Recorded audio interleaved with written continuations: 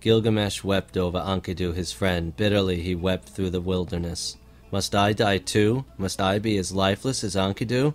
How can I bear this sorrow that gnaws at my belly, this fear of death that restlessly drives me onward? If I only could find the one man whom the gods made immortal, I would ask him how to overcome death.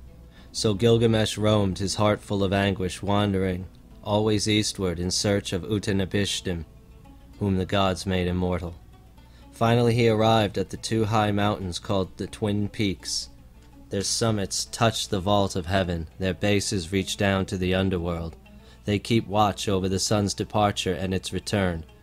Two scorpion people were posted at its entrance, guarding the tunnel into which the sun plunges when it sets and moves through the earth to emerge above the horizon at dawn. The sight of these two inspired such terror that it could kill an ordinary man. Their auras shimmered over the mountains. When Gilgamesh saw them, he was pierced with dread, but he steadied himself and headed towards them.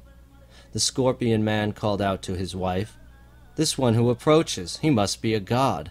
The scorpion woman called back to him, "He is 2/3 divine and 1/3 human." The scorpion man said, "What is your name? How have you dared to come here? Why have you traveled so far over seas and mountains difficult to cross, through wastelands and deserts no mortals have ever entered? Tell me the goal of your journey. I want to know." "Gilgamesh is my name," he answered. "I am the king of Great Walled York, and I have come here to find my ancestor, Utanabishtim, who joined the assembly of the gods and was granted eternal life. He is my last hope. I want to ask him how he managed to overcome death." The scorpion man said, "No one is able to cross the Twin Peaks, nor has anyone ever entered the tunnel into which the sun plunges when it sets and moves through the earth. Inside the tunnel there is total darkness. Deep is the darkness with no light at all."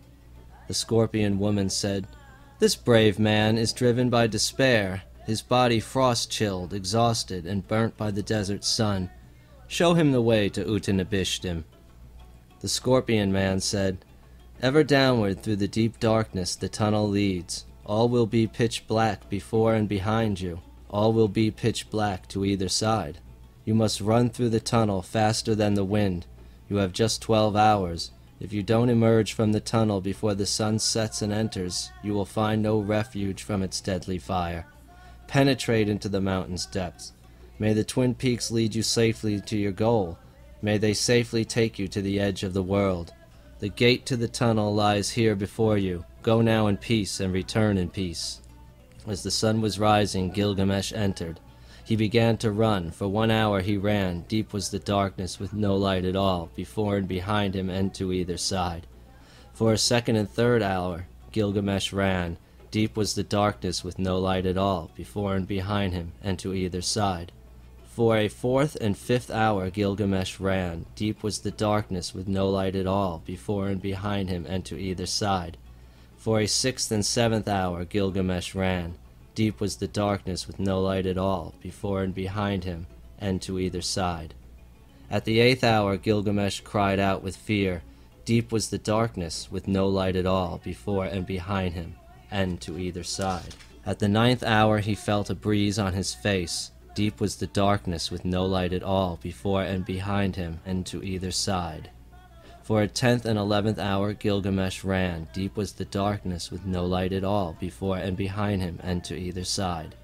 At the 12th hour he emerged from the tunnel into the light. The sun was hurtling towards the entrance. He had barely escaped. Before him the garden of the gods appeared, with gem trees of all colors, dazzling to see. There were trees that grew rubies, with trees of lapis lazuli flowers, trees that dangled gigantic coral clusters like dates. Everywhere, sparkling on the branches, were enormous jewels, emeralds, sapphires, hematite, diamonds, carnelians, pearls. Gilgamesh looked up and marveled at it all.